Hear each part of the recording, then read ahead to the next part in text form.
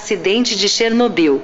O acidente de Chernobyl aconteceu em 26 de abril de 1986, quando o reator 4 da usina nuclear de Chernobyl explodiu e lançou material radioativo na atmosfera. O acidente de Chernobyl, que aconteceu em 26 de abril de 1986, foi o maior acidente nuclear da história.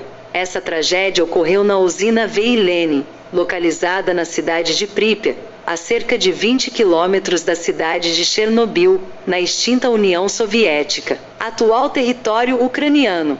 Matou milhares de pessoas e contribuiu para apressar o fim da União Soviética. O acidente de Chernobyl aconteceu às 1h23 e 47 segundos. Portanto, na madrugada do dia 26 de abril de 1986. Esse acidente aconteceu no reator 4 da usina de Chernobyl e foi resultado de falha humana, uma vez que os operadores do reator descumpriram diversos itens dos protocolos de segurança.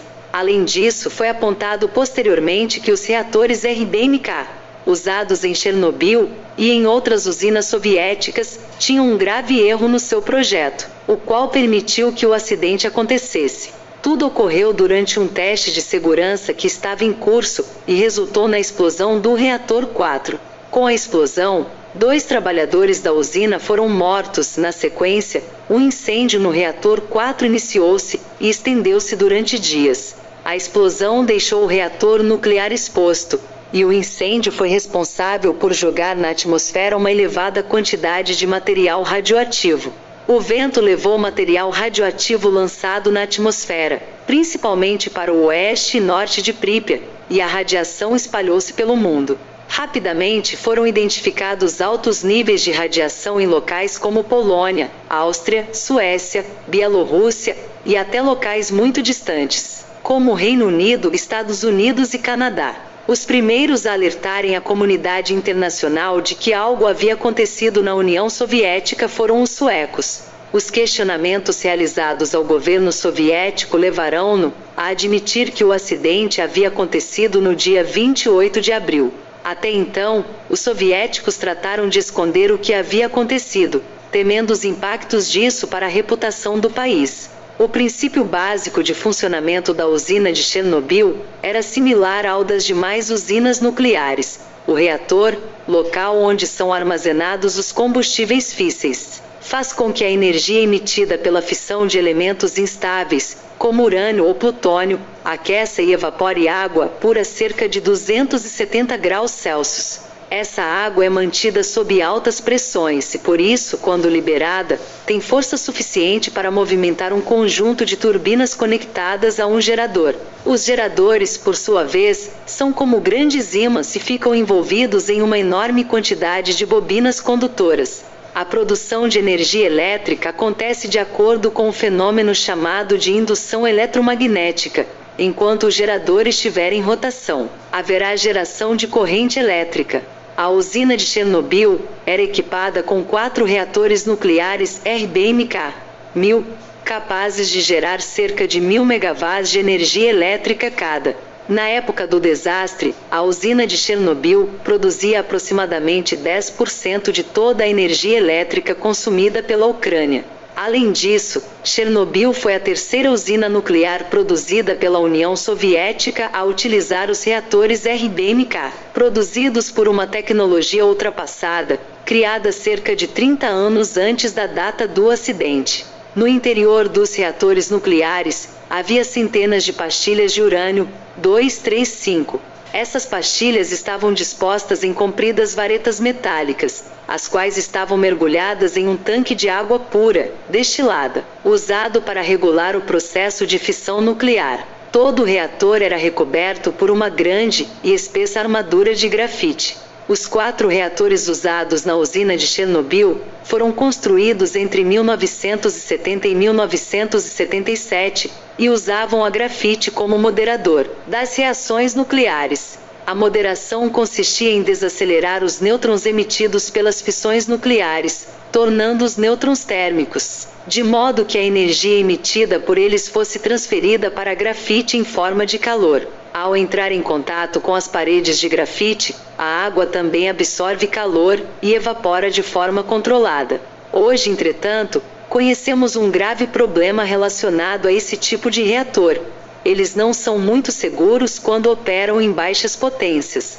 Em regimes de baixas potências, a grafite acaba moderando uma quantidade excessiva de nêutrons, liberando muito calor. Com isso, a fração de vapor de água no interior do reator aumenta significativamente, bem como a sua pressão interna. Como o vapor de água não é tão eficiente quanto a água em estado líquido para refrigerar as células de combustível, a reação em cadeia é acelerada até que não seja mais possível moderá-la. Além das peculiaridades dos reatores que utilizam a grafite como moderador, os reatores de Chernobyl careciam de um dispositivo de segurança crucial para evitar o vazamento de material nuclear: uma cúpula de contenção de aço e concreto. O desastre de Chernobyl foi ocasionado por uma sucessão de erros humanos e violações de procedimentos de segurança. No dia 25 de abril de 1986, durante um desligamento de rotina, os técnicos da usina realizaram um teste no reator Chernobyl 4. O teste consistia em determinar quanto tempo as turbinas eram capazes de girar após uma queda abrupta de energia. O teste em questão já havia sido executado no ano anterior, quando se percebeu que as turbinas haviam parado muito rapidamente.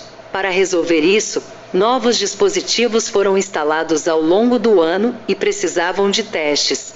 O operador da usina cometeu alguns erros cruciais durante o experimento, como a desativação do mecanismo de desligamento automático do reator e o desligamento de 4 das 8 bombas de água que o refrigeravam. Quando o operador percebeu o estado em que o reator encontrava-se, já era muito tarde. A reação nuclear já estava extremamente instável, e a quantidade de energia que ele produzia já ultrapassava 100 vezes a sua potência usual. Os técnicos da usina decidiram que era necessário bombear gás xenônio para o interior das varetas que continham as pastilhas com cerca de 210 toneladas de urânio 235. Já que esse gás tem a capacidade de absorver os nêutrons emitidos pela fissão nuclear. A instalabilidade do reator tornou impossível o controle da fissão exclusivamente pelo uso do xenônio. Dessa forma, hastes contendo o elemento boro foram inseridas manualmente para frear a emissão de nêutrons, porém, quando inseridas, as hastes expeliram certo volume de água do reator. Consequentemente, a água restante sobreaqueceu e evaporou, expandindo-se violentamente. A pressão produzida pela água foi suficientemente grande para soltar a placa de cobertura do reator, que pesava nada menos que 1000 toneladas. Nesse momento, uma grande quantidade de vapor foi responsável por liberar os produtos da fissão nuclear, como iodo 131, césio 137 e estrôncio 90 para a atmosfera. 2 ou 3 segundos após a primeira explosão, uma segunda explosão ejetou fragmentos das pastilhas de combustível, bem como grafite aquecido. Cerca de 300 kg de fragmentos de carbono. O núcleo do reator fundiu-se graças às altíssimas temperaturas e tornou-se incandescente, dando início a um grande incêndio. Com isso, uma enorme nuvem de gases altamente contaminados com diversos tipos de radioisótopos escapou para a atmosfera. Após a ocorrência da segunda explosão, a metade do reator 4 estava comprometida. Cerca de 300 toneladas de água foram usadas por hora para baixar a temperatura do reator. Entre o segundo e o 10º dia, com a ajuda de helicópteros, foram despejadas cerca de 5.000 toneladas de boro, dolomita, areia, argila e chumbo sobre o reator incandescente, como uma tentativa de cessar a emissão de partículas radioativas. O acidente de Chernobyl liberou cerca de 100 MCI, megacuries, ou 4,1018 becquerels, dos quais cerca de 2,5 MCI foram de césio 137, o maior acidente radioativo da humanidade. A grandeza becquerel diz respeito à taxa de desintegração nuclear, ou seja, Ela mede o número de decaimentos que acontecem a cada segundo. Em outras palavras, nas proximidades do reator 4, ocorriam 4,00000000000000000 de desintegrações nucleares por segundo, dando origem a nuclídeos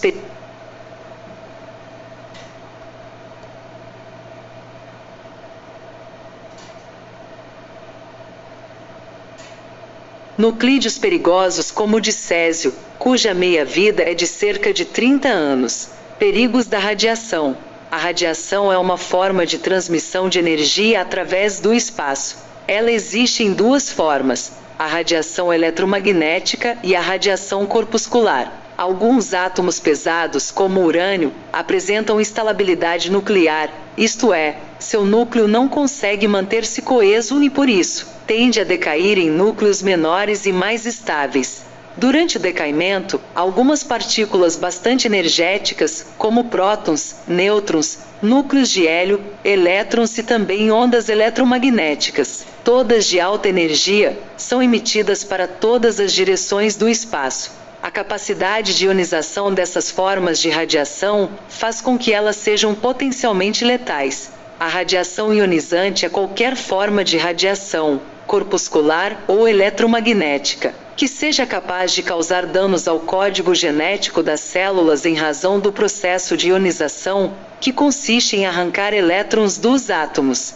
A radiação ionizante é capaz de matar as células ou lhes induzir a mutações, de modo que seu funcionamento ou replicação seja afetado. Entre as diversas complicações relacionadas à exposição a fontes de radiação e radiação, destacam-se o câncer, mutações genéticas, queimaduras e morte. A intensidade de uma radiação ionizante, como os raios gama ou os raios X, pode ser determinada pela grandeza Röntgen, R, a qual relaciona a quantidade de carga ionizada em certo volume de matéria. Um ser humano adulto pode suportar uma dose máxima de 500 röntgens. Nas proximidades do acidente radioativo de Chernobyl, os níveis de radiação chegaram a 20.000 röntgens por hora.